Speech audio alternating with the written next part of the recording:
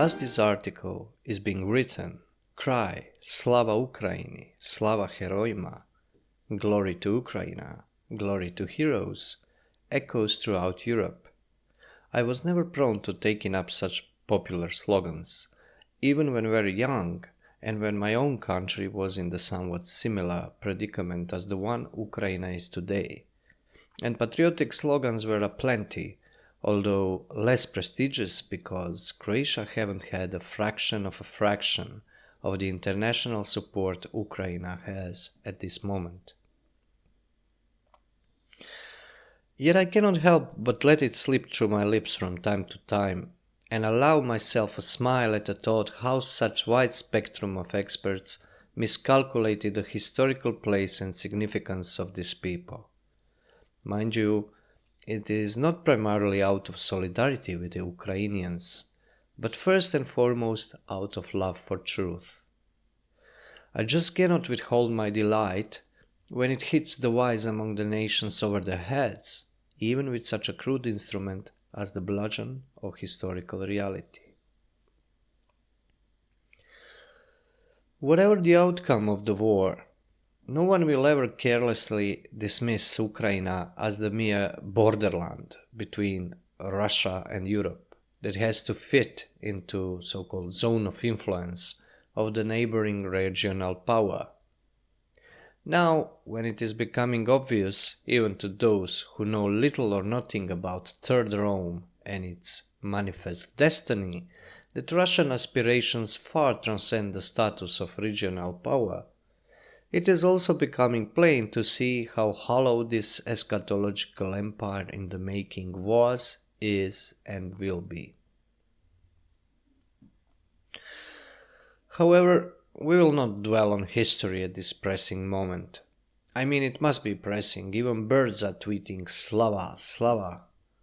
We'll rather take into focus current affairs. More precisely, the awkwardness this Slavic word acquires when taken up by certain demographics.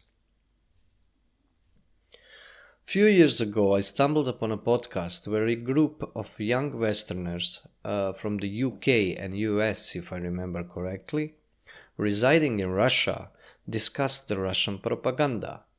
It seemed promising. A group of young men were pointing out and ridiculing the absurdities behind the Western-oriented disinformation campaigns, until something one of them said gave me a moment of stunned pause. While talking about British acquaintance that got swayed by the propaganda and became an occasional mouthpiece for Russian media targeting Western audiences, the point was made that the gentleman in question was, among other things, a Brexiter. Nothing surprising there, guy just fits the stereotype, I thought to myself. But then came the punch. One of the participants, in order to underline how unintelligent their Russia-intoxicated peer was, asked, I quote, "Why would he care about UK leaving the EU when he doesn't even live there anymore?" End quote. This sentence, uttered, as I very well remember, with peculiarly indifferent contempt, indicates to the point I want to stress in this article.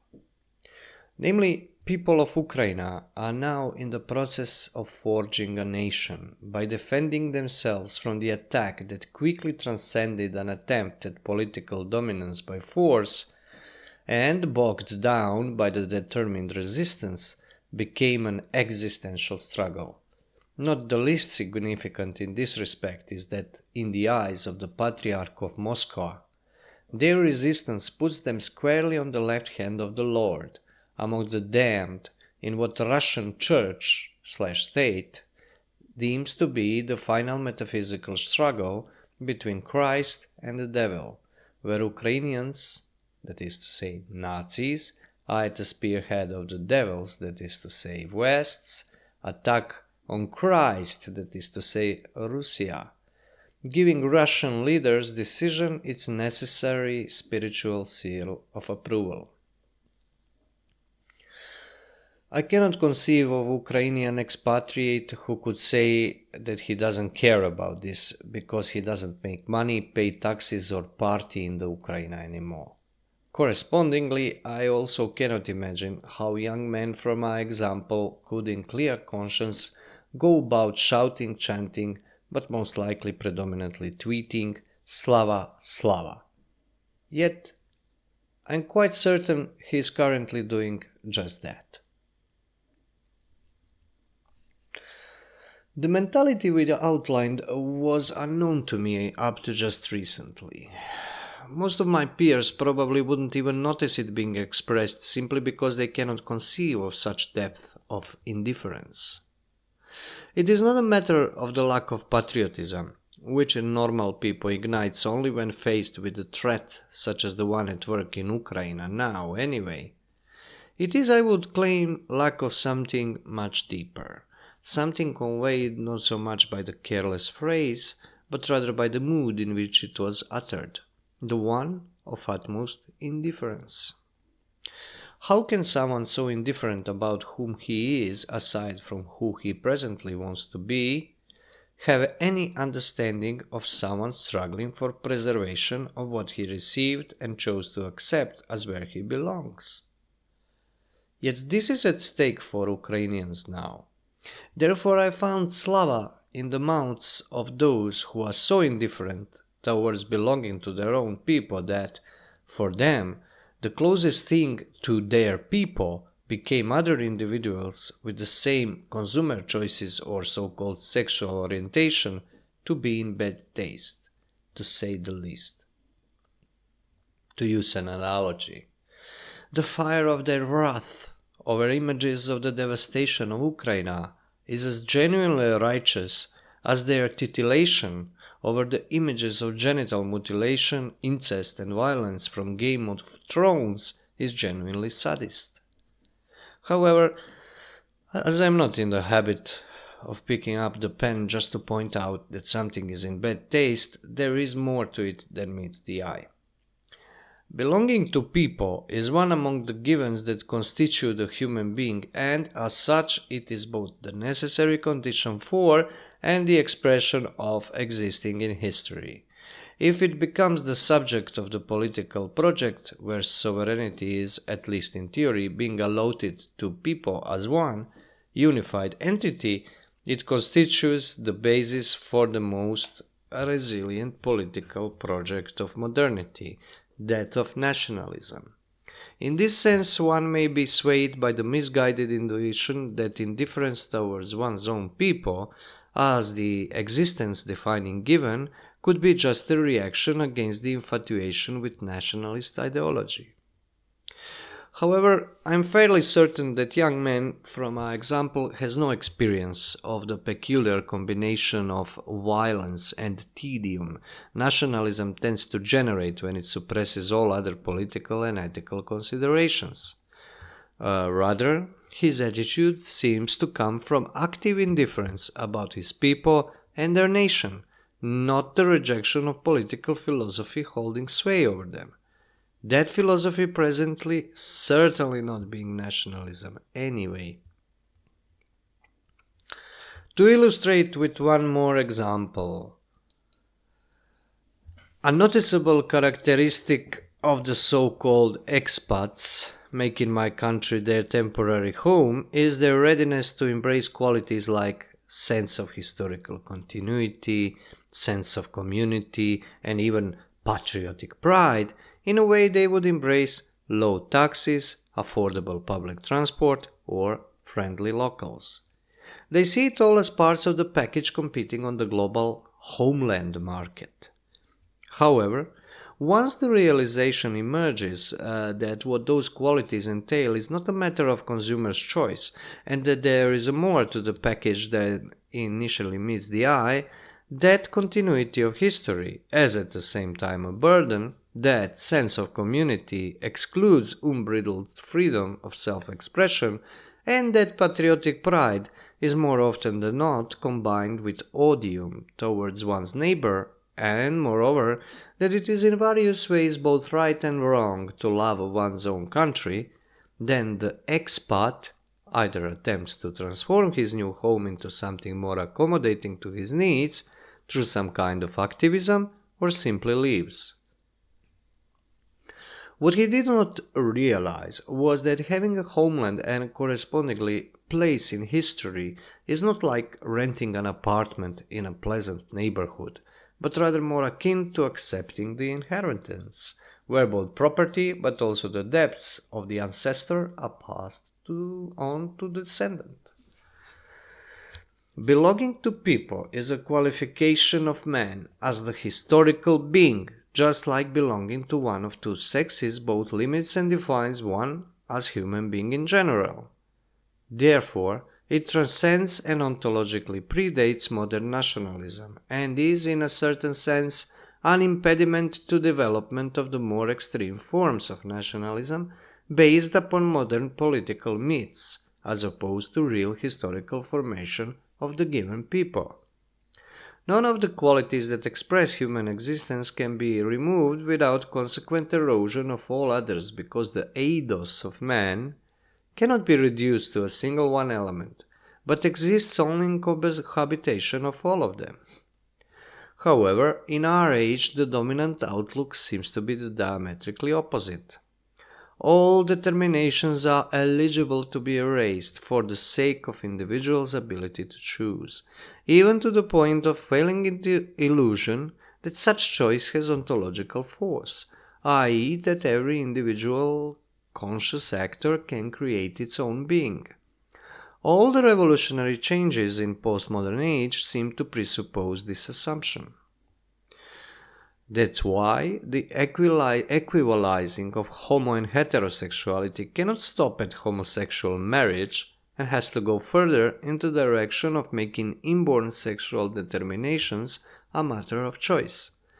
Also, that's why the heroes of the classics of European literature and great historical personages must be reimagined as belonging to non-European people.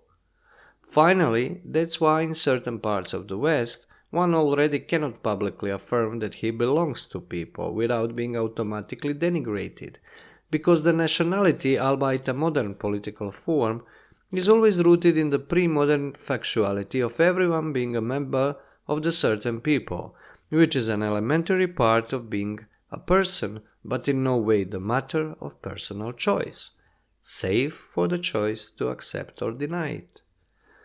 This revolutionary process, however, is not primarily a political, but rather a metaphysical one, its final purpose being liberating the abstract individual from all constraints.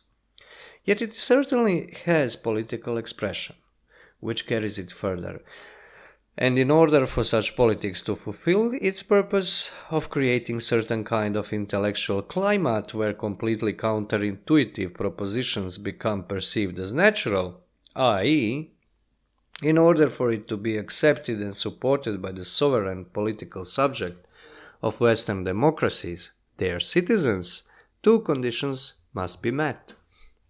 First, there has to exist an individual and collective, and the collective becomes the necessary dialectical correlate of the individual when the real distinctions of men, women, and peoples have been denied, making these determinations meaningless, an intellectual laziness of cosmic proportions.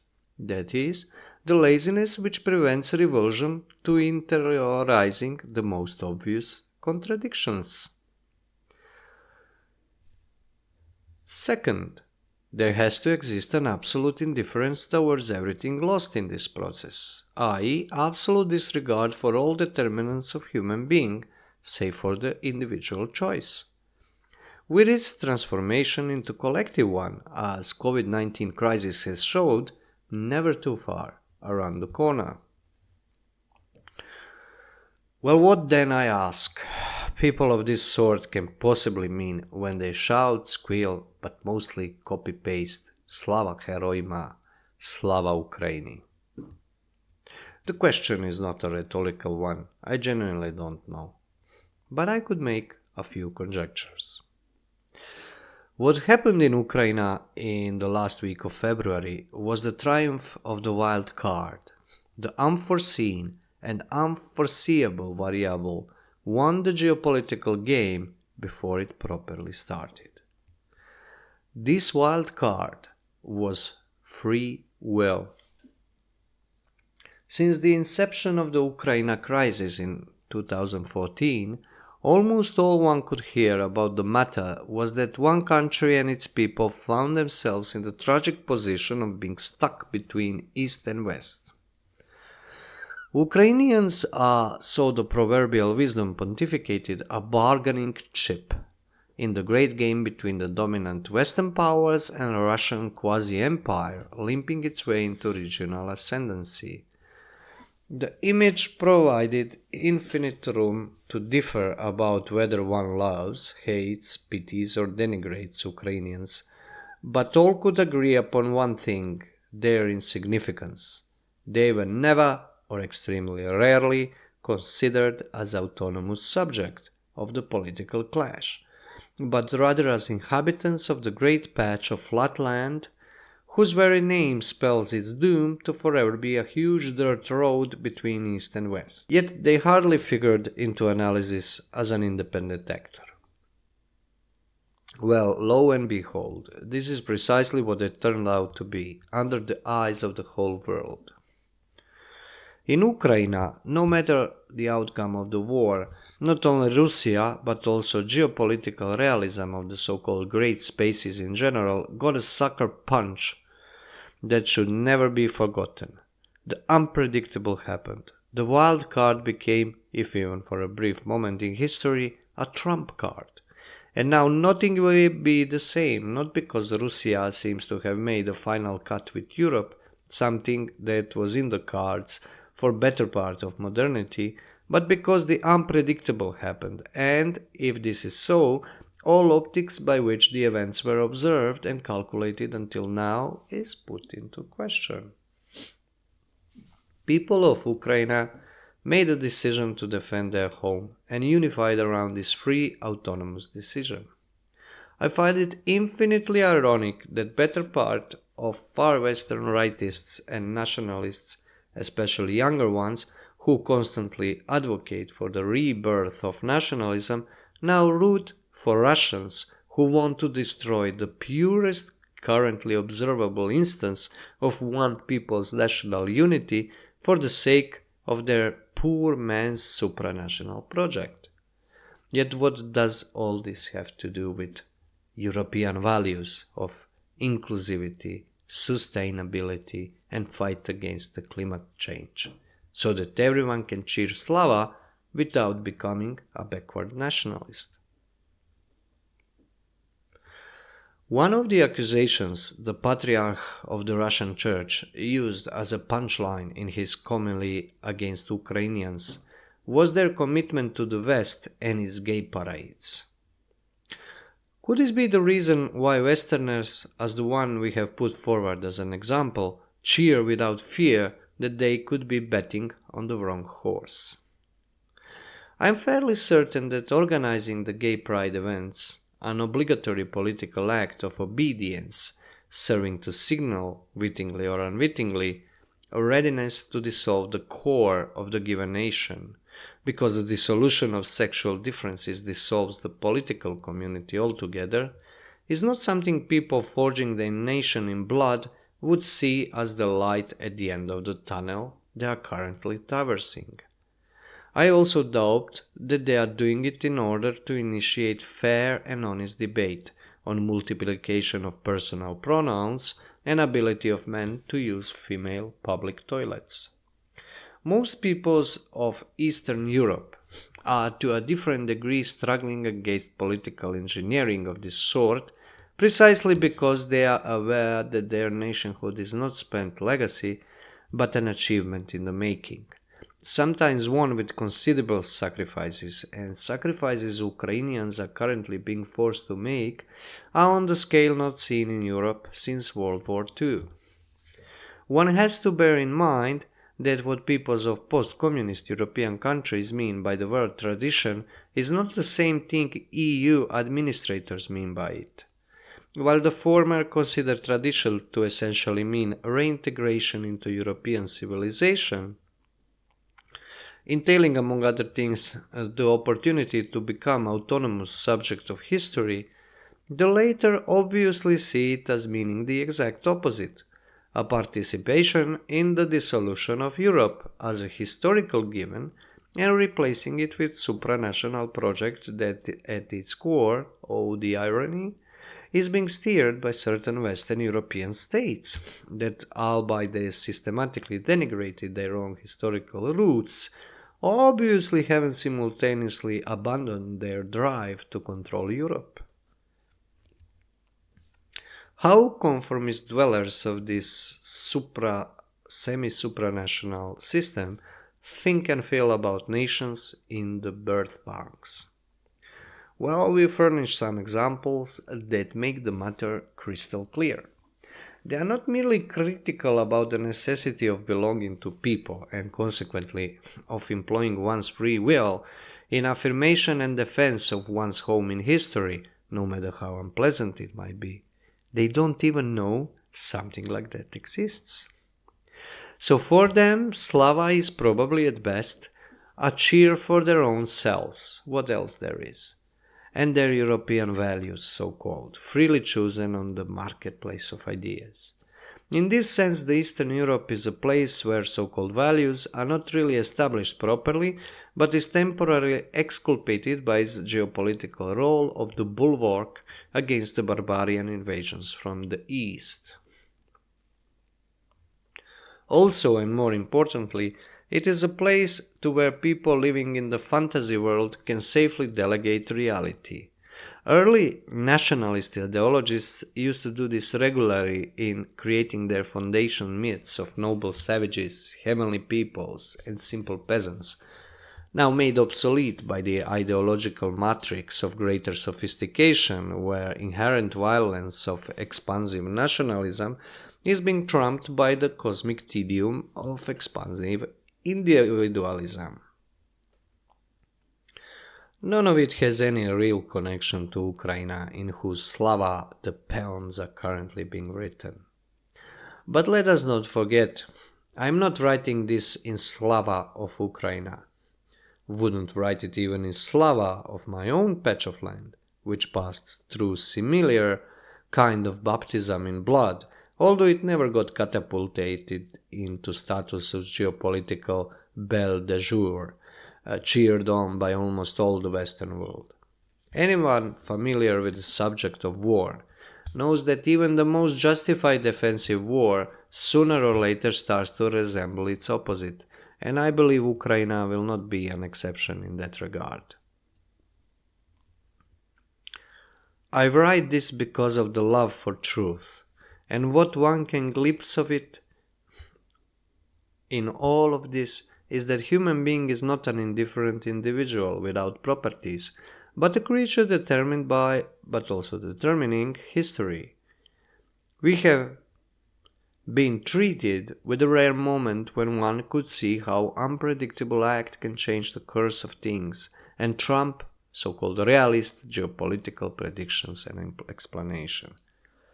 As every truth is true insofar it participates in the first truth, so for those of keen gaze the glimpse revealed that author of history is not the one who calculates but the one who creates, unimpeded by invisible but very real borders of the East and West.